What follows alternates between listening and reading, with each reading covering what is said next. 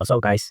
Okay, so in today's video, I'm going to share a particular feature I solved, which was the sales. Okay, now you see this the dashboard. Sorry, I'm not a good designer, so I don't like design.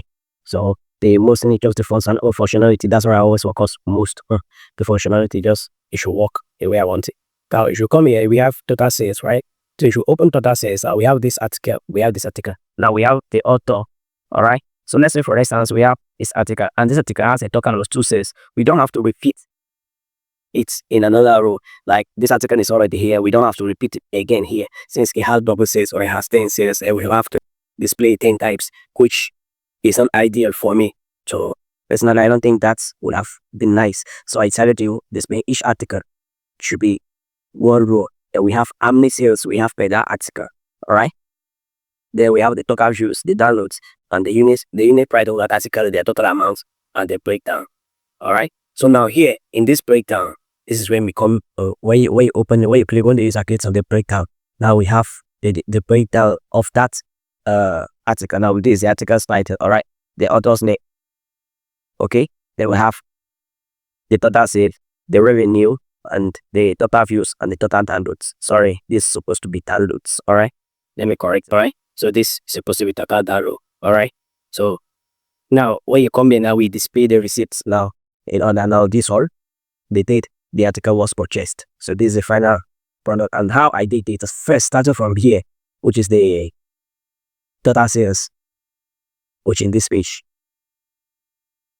All right, this page where I added the breakdown. Sorry, let me change this to blue. Okay. See, now change it to blue, so it's a bit easier to if I share. So for me, I will have this. Okay, if the article publication ID exists, show out this link as share the article as regulated. Or those articles that are regulated.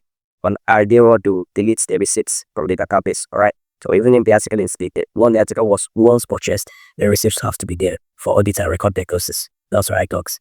So we come here, we have the breakdown part. All right. So when you click on the breakdown, now I used from this link, I used the publication ID. That is from my database. You check my database, this is what I have. We have the publication ID, which is the ID of that publication, the ID of that article. So when you come here, you see you have publication ID. Now I'm receiving the publication. I'm passing the publication ID from this link here. All right. Sorry. From this link, you will see why the same link. Then I pass the publication ID. Then the controller, which is super admin controller. And I have the sales, view sales, and I have admin.uses. That's the name. I'm using the rubber. They will come to the function, which is the view sale.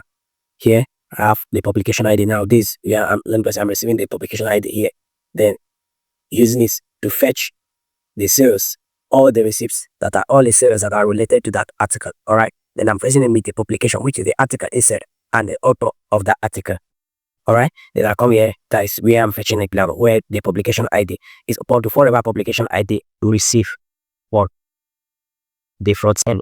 All right. So if you come here, you see I pass the publication ID here, which is always a number. So if I open here and check, you see that I should have a number here now.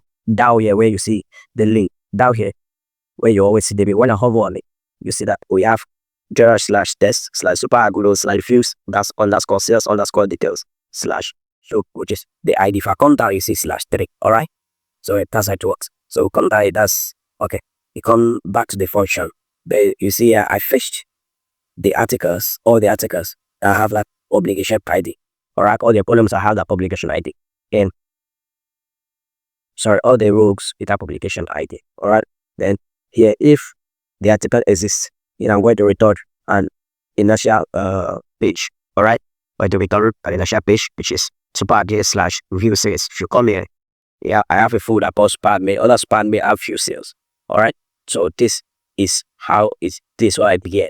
That is, you're getting in that folder span may /view sales. Then here I pass the sales variable under the sales rocks. So if you come to the front end, to my front end, which is the view, you see this is where I received the props. All right, this is where I received the props, and every other function you see here. All right, every other function we have here. This is to format the currency. This is format the bits, And the total revenue is to add the total price together. All right. So this was a finished product.